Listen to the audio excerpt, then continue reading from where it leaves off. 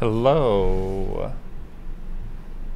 Can everyone hear me? If we can get any chat confirming that. Although that'll take a minute because it looks like the stream has a little bit of latency. But I'm gonna turn on our view to Merit right now. Hi. I am Logan with Argyle, and welcome to our second live stream demo following our brand new updated release. And we're pretty excited to show you some of this new stuff. Let's just check to make sure everything is working the way that we expect. Merritt, can you hear me?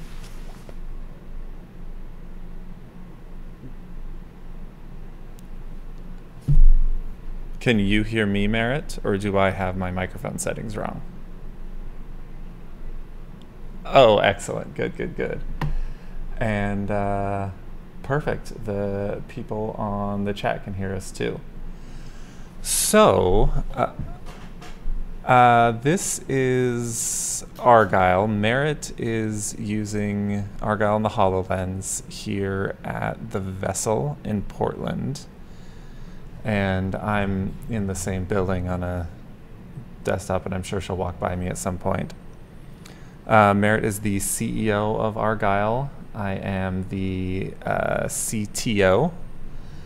And we have been working hard to get this working. So you can see here the outlines of the windows and the walls, and I won't keep singing that. Beams and everything. So that is just straight out of the Revit model. So I modeled this building because I was going to be working and testing in it all the time. So it's a little bit just whatever was easiest to get at is what's modeled on this one. But so we just have sort of a single-click export of one of your Revit views, brings in all of the linked models and everything. And in this latest version, we're also bringing in the grid lines and having those snap to whatever level you're on, which can be really helpful. We found some of our customers were trying to use this with just plumbing or mechanical, and they didn't have all of the context of the walls and floors and everything. So bringing in those grid lines really helped finding that orientation. Yeah, so the other exciting thing that we wanted to show off is just the way that we're having this meeting. We had a lot of trouble in the past trying to do, like, how do we see what people are seeing when they're on site and in the HoloLens? So we actually teamed up with Imajion, and we have put Imagion's video call capability right into Argyle app. So that means that if you're using Argyle and you're also a customer of Imajion, you can make those calls right out of the app. If you're an Imajion customer and you get Argyle, now you can have BIM on the job site. Although it does look like we're having some connectivity troubles going out to that. Merritt, what network are you on?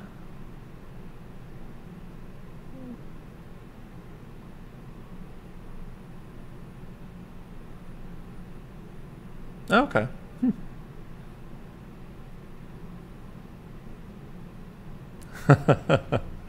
All right, that sounds good. Yeah, we have someone. Oh, hi there. That's Merritt.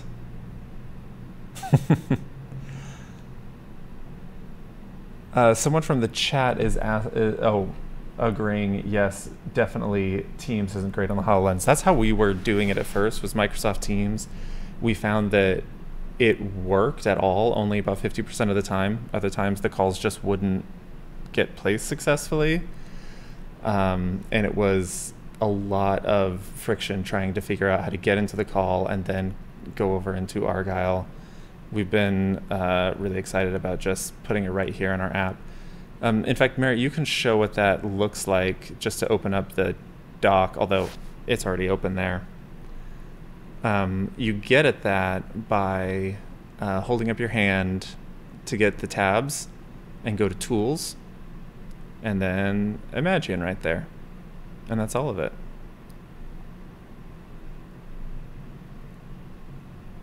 And that will open and close the dock, and then you can control your calls from there. Oh, thank you. I think it's cool too. Oh, apparently they're not getting your audio.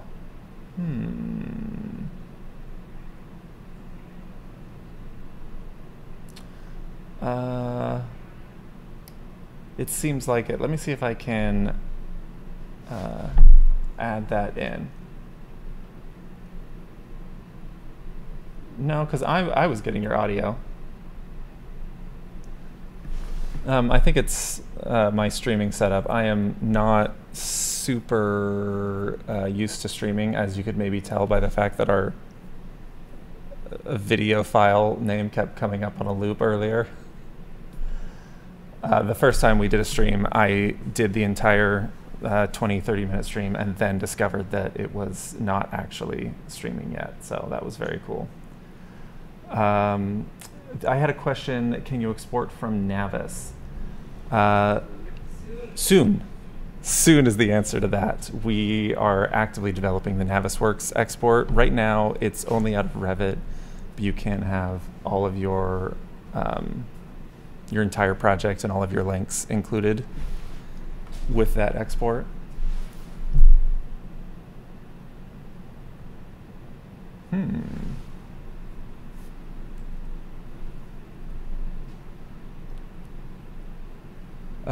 Yeah, and please feel free to ask any other questions that you have on here.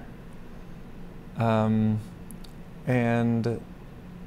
yeah, so I'd like to demonstrate a few things. So right there, Merritt is turning on a link. So that's just the TI for the space that we're in right now, modeled as a separate link. And so now all of those spaces that aren't core and shell are going to be in there. You can see that terrifying smiley face on the ground is something we were recently demonstrating how quickly the update is. And that was left over in the export, I suppose. Maybe I'll have to bring it up and push an update right now. So she can, as she's walking through the space, say, actually, now I want to, see handrails or look at doors or anything like that, and turn on those categories as she goes, and they will just load up there on the fly. There's the doors, there's the furniture on the other side of that wall. If she turns the walls off, she can see through them. Otherwise, they do block the things behind. Now you'll notice that we're only doing the outlines. That was actually, that was part of a design for safety on the construction site. It can be a hazardous environment, trying to walk around through rebar and unpoured decks, etc. And so we had to make sure that we weren't covering up the real world. And so we're only outlining every single element.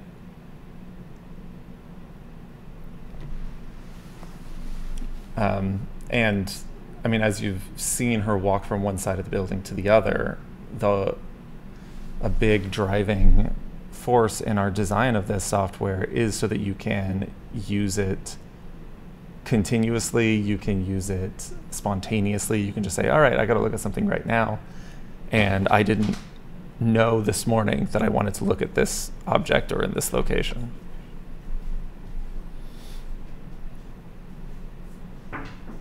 Oh, yeah. One of Merritt's favorite spots is the plumbing. Oh, walk into a dark room.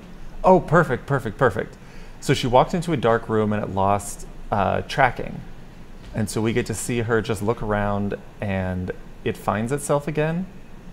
So if you were to start up the app new, that's how long it would take to locate itself on the site. It's not a long, difficult alignment process every single time. It's just a few seconds of looking at the data and then puts everything where it needs to be.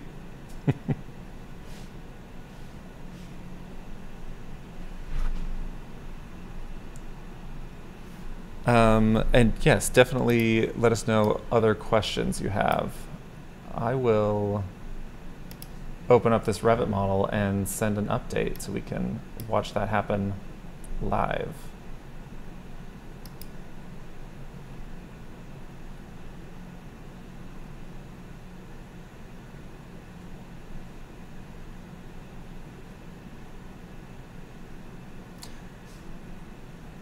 And we should definitely change this furniture layout. It is not accurate anymore.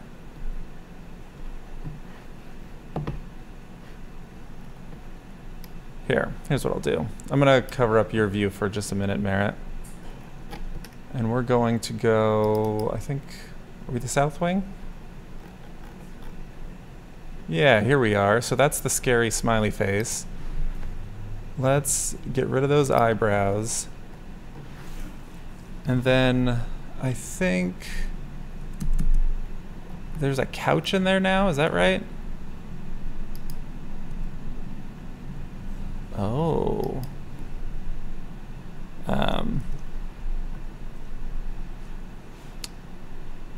I'm just realizing that furniture is in the TI model, but that's fine.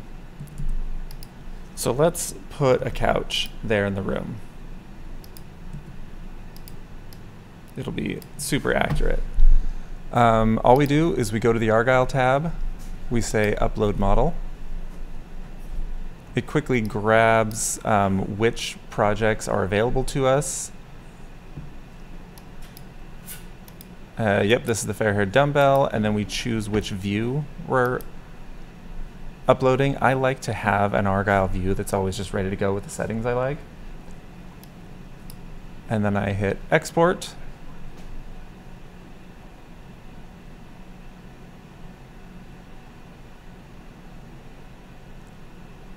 This is it putting it into the file format that we created to be able to do this kind of transfer. I hit upload.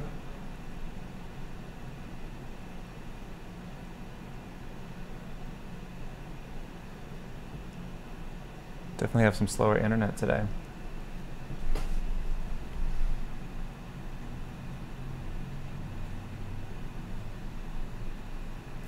Okay. Now, let's head back to Merritt's view, and Merritt, can you refresh the model?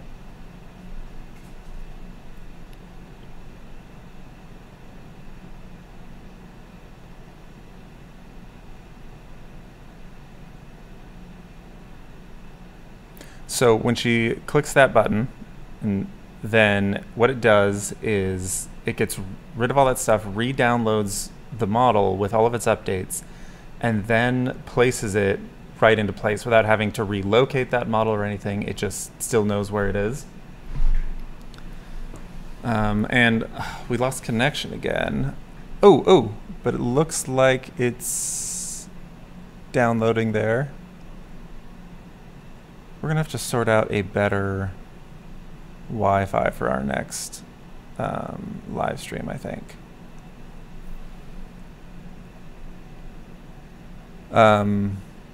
Yeah, she's downloading.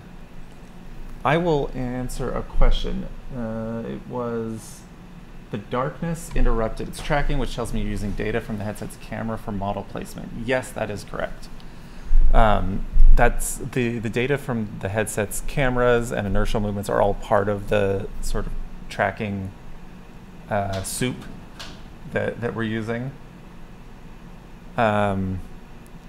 And then we have a lot of alignment layers built on top of that. Oh, perfect. So the model reloaded, and it has all of those updates. So if she turns on the furniture model, we'll be able to see that the couch is put there, and you can see that there's no more angry eyebrows on the smiley face. So it's a few seconds and the whole thing is updated. But also, when she got started this morning, I hadn't touched this model in weeks. It was just there for her ready in the cloud. Okay, what if you were trying to evaluate a mechanical room for a skid? Do you locate using a QR code? We don't use QR codes for our alignment. Our philosophy has been whole project alignment. So you start in one place, and then over time, alignment is built up with the entire project, and it is resilient to changes and improves over time. So you don't need to align one particular spot. You have the entire building ready to go. So when you load it up, it just finds itself automatically. And then if you need to refine alignment in one spot, we have like a 2 or 3 click alignment adjustment that you can do right there that then improves alignment overall in the building. Oh, look, you're looking at the little dollhouse and you can see where you are in context, which I find very helpful when you're getting to know a project for the first time. Now you can see the little hard hat in there.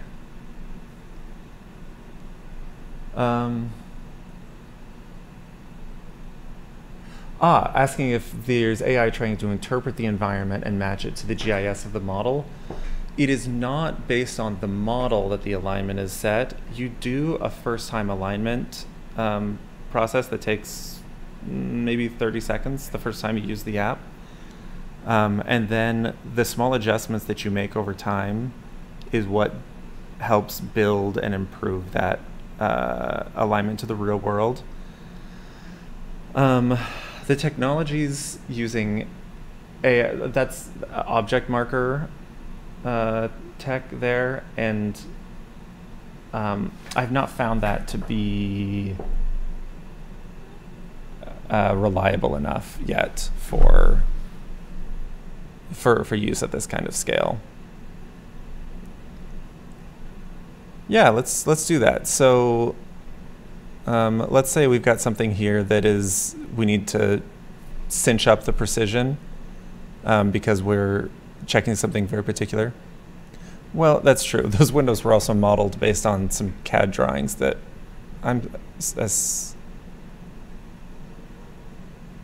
oh, right, because you have things here previously. Yeah, but so she can create a new anchor, which she can either do by voice command or by going into the menu. And so that pops up in front of her, and she basically attaches that to the hologram. I think that door is wrong. It'd be a good spot to just kind of pretend you're having to cinch it up. We need to actually adjust the model of that door.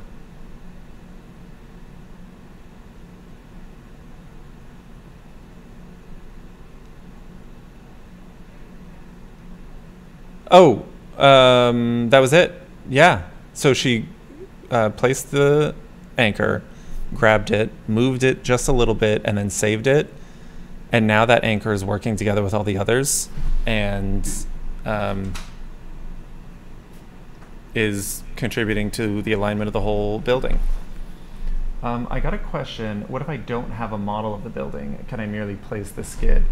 So as long as you have content to bring in and you have anything that you can use as a reference, yeah. The reason we're using levels and grids the way that we are, you can see the grid lines here. If you open up the dollhouse, you can see the levels. Is because a lot of people don't have a lot of people are wanting to use this without necessarily getting the entire building as context. So we can use those kinds of things as guides for doing that alignment for the first time. And then after it's aligned, yeah, you can just add and remove content from the Revit model, and that will place itself just like everything else did because it's part of the same project. The alignment that you do, as long as it's you're in that same project, will keep its data over time. Hopefully that answered your question. Yes, now you're setting another anchor. You can see how as she was dragging it, it was moving the holographic space with it. Although with a frame rate of about 1 frame every 2 seconds. There it is. And when she's confident that it's placed right, she hits confirm with a little save disk. Oh, you know what? I did a bad job of aligning that. Let's say, and you can just say cancel or whatever.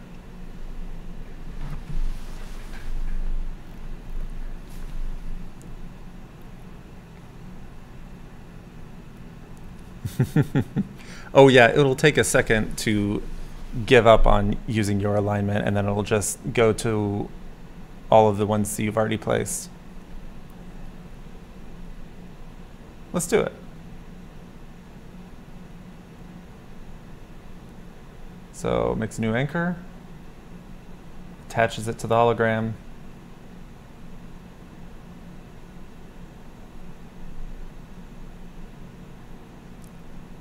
And then just kind of drags it to where she wants it.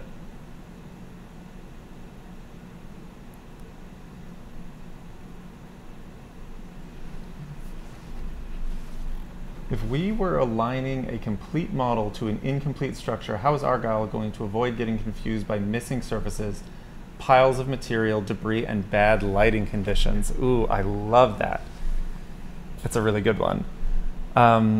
Okay, so because the alignment is not directly trying to compare the BIM, it is just associating the location with the real world.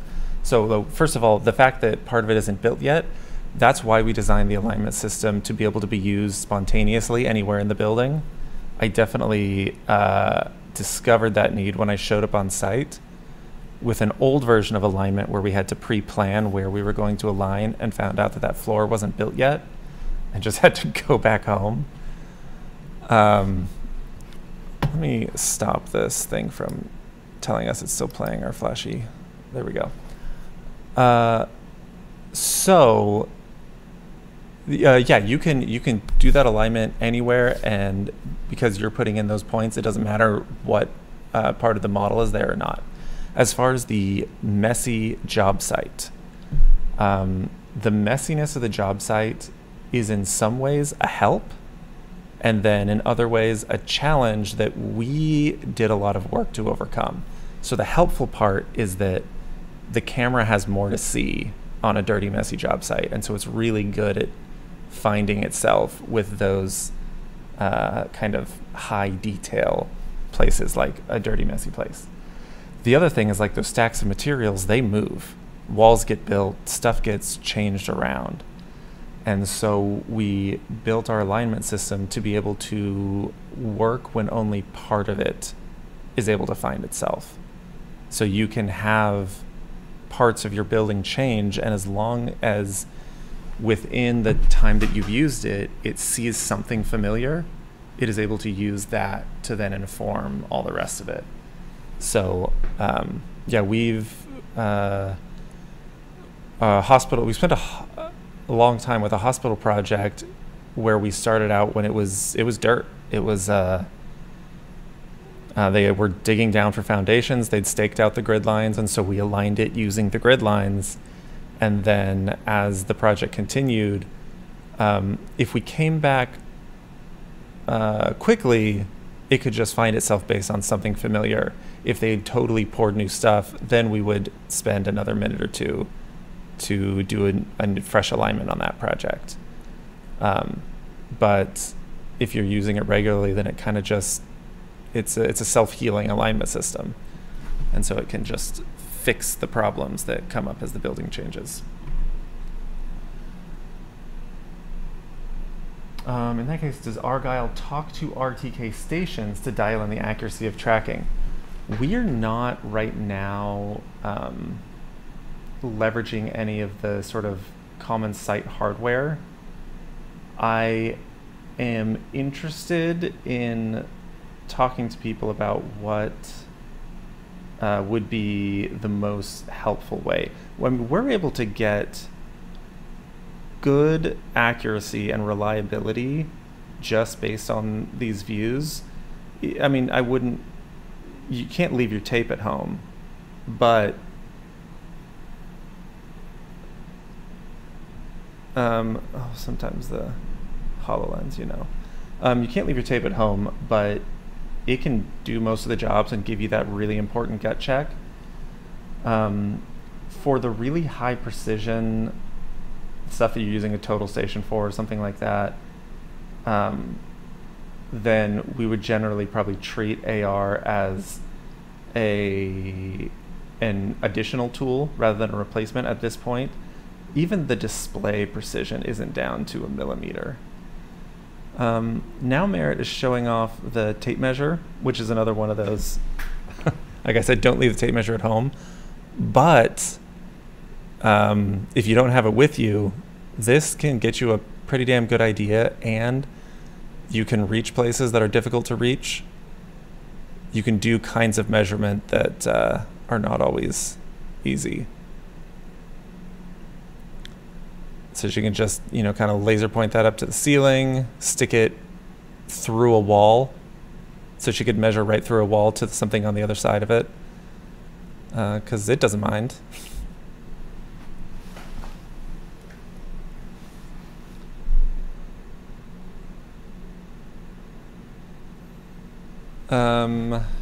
Yeah, I'm hoping that in our next stream we can get some of the Imajion people here to come and demonstrate some of the unique functionality that their video call app has.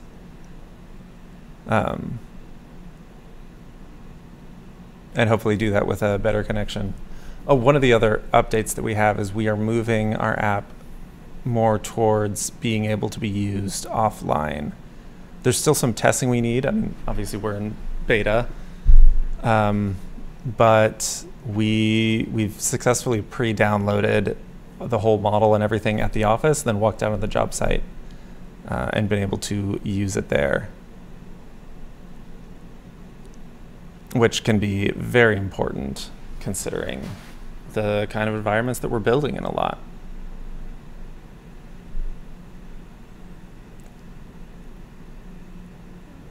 Yeah, do we have any other questions? I'll give a second to let last questions come in.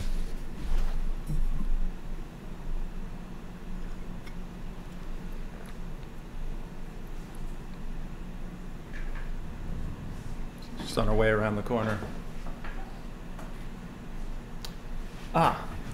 Here's one. Is Argyle strictly for augmented reality headsets, or are y'all planning to expand it to mixed reality or on tablets? We are actively developing the iOS port of this. The iOS app, so yes, definitely tablets. Not looking at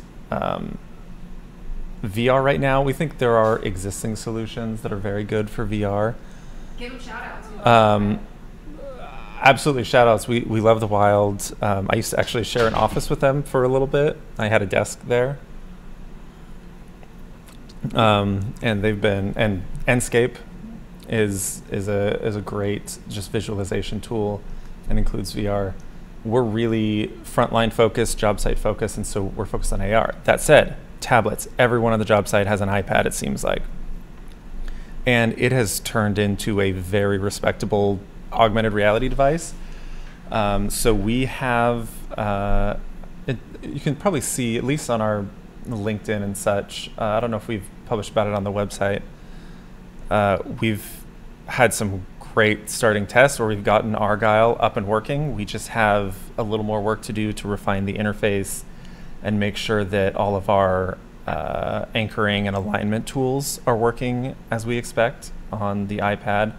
And then we're going to be releasing a public beta, and it's going to be this app. It's not going to be some totally different version. Every improvement that we make to Argyle is going to happen both on the HoloLens and on the iPad. It's just going to be the same thing. Yeah, offline is good since connectivity isn't guaranteed on jobs. So true. We've had that trouble a lot. Now, of course, connectivity is required for the video calls, Imajion video calls, but not for using Argyle at all. Has the method of login changed? Yes! That is one of the things we're very excited about. Now, we can't show that as easily because we would leave the app, but we basically had so much trouble with different IT departments not working with the Microsoft login that we have abandoned using that. All of the user data, project data carries over, and all of our current customers or people trialing the app are going to get an email to be able to set their passwords. So now we're just going to log in with username and password. Oh, Merritt, you've got to turn off the auto distance before changing your... So she's going to push performance a little bit. We have it automatically change how far it can see to preserve usability and frame rate because these projects are gigantic. Anyway, for the login, so you'll get an email letting you make a new password, then make sure you update the app and the exporter to be able to use those new logins, and you should be good to go, and we should have way fewer problems with people being able to log in at all. We are excited about that. I think we'll be able to get people up and running a lot easier. I'm hoping that question came in because you just tried to use the app and see that you need a password now. We'll be getting those emails out, I think, today. Is that right, Merritt? Today is when those emails are going out. Yeah, we have the new updates posted today, and we'll be sending out the password setting emails also today. And definitely, if you have questions about that, contact us, and we can help walk you through getting that working. If you are not part of our beta list yet, then talk to us if you want to try it out.